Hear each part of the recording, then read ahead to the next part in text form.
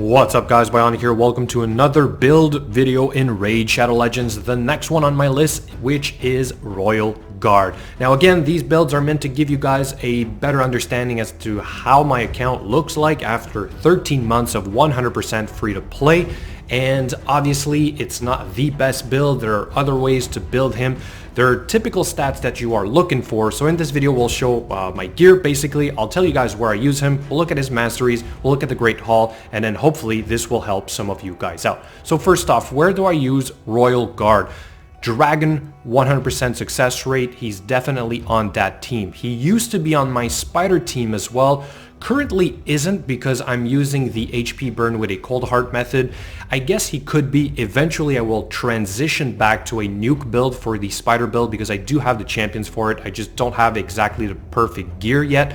But still, definitely very useful in the dungeons. That's probably the main place you're going to use him. And of course, the faction wars. So why do we want Royal Guard? Well, he's got a quadruple hit A3, which is nice. It has a chance to decrease the turn meter. Not really used for this skill, to be honest. It's really all about the AoE max HP. It speaks for itself. It's one of the best in the game, sorry, if not the best. Okay, so this guy, or two of this guy, basically is absolutely nuts. All right, he's also got a decreased defense A1, which can come in handy, but again, typically not the reason why we use him. And he's got a cool aura of attack in dungeons by 35%.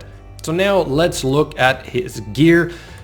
This is kind of like a special champion for me because he was originally my best attack or nuker type of champion that I built very early on with some of my best pieces, and I have since not touched him. He's been like this for months and months and months because this is the best that I could get. Like I said, I used to use him against the Spider dungeon, and so let's look at what he has right now because I find it interesting that these pieces are actually quite old. All right, so of course we've got some critical rate going on as well as two random pieces. You got to hit that 100% crit rate, which is not easy, and then you want as much crit damage as possible, which is why we see here on these substats crit damage, crit rate, attack percent, resistance, not all that useful, to be honest. Then we've got a little bit of speed, but it's mainly for the crit rate that we want this piece right here, as well as the combination of the two pieces. Then we've got a shield with crit damage, crit rate, some speed. Again, we've got the chest, which is attack percent with some crit damage, more crit rate.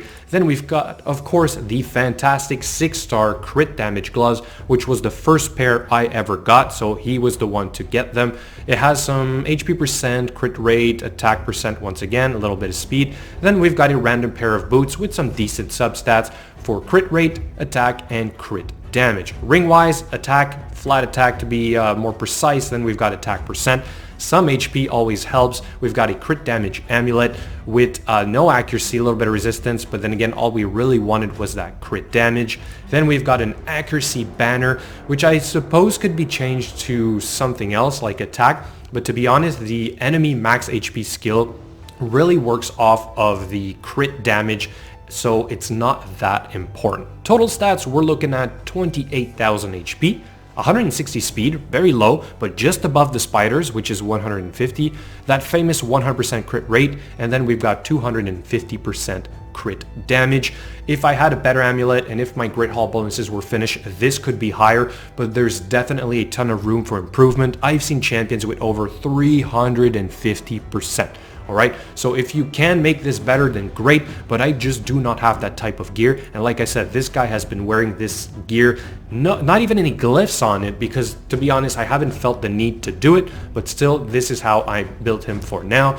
All of his skills are leveled, and then as for the masteries, these are the ones I use. Maybe they could be tweaked to be a little bit better. Perhaps going with Ruthless Ambush to get a little bit more damage off the first hit, but definitely Flawless Execution if you're looking for something that is more consistent.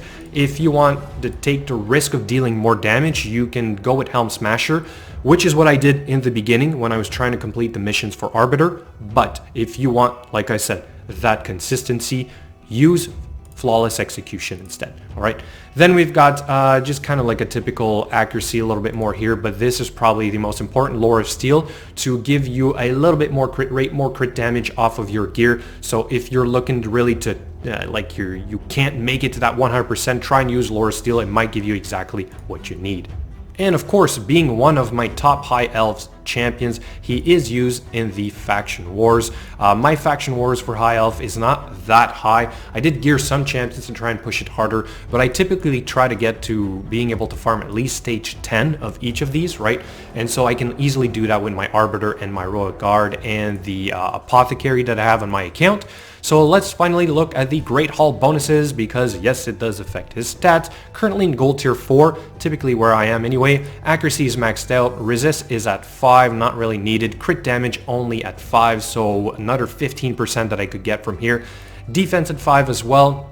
And the attack is at 7 for an extra 12%, HP only at 3, so definitely factor that in if you guys want to compare my stats with your stats. But like I said, this guy is plenty for what I use him, but of course you have to look at all the builds on my account at any given time if you want to better understand how it all works.